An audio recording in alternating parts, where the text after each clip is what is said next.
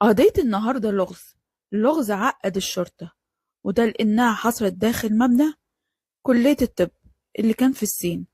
الضحية كانت دكتورة بتحضر دكتوراه. المبنى كان فيه حراس أمن، وفيه مدخل واحد، وموظفين داخل المبنى بيلفوا على الأدوار كل ساعة أو ساعتين. وعلى الرغم من كل الاحتياطات الأمنية دي، حصلت فيه سلسلة من الجرائم، مش جريمة واحدة.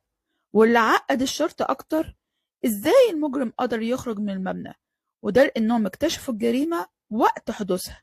وده لأنه بالصدفة كان في اتنين من الطلبة ماشيين قدام المبنى الإداري اللي حصلت فيه الجريمة. لاحظوا إن في دخان طالع من الدور الرابع. الأوضة كانت منورة. اللي دخلوا على طول ونبهوا حراس الأمن إن في احتمال حريق موجود في الدور الرابع. ودي كانت اللحظة المجرم خلص فيها الجريمة، وكان لسه موجود في المبنى. طب ازاي قدر يهرب في وسط الناس دي كلها؟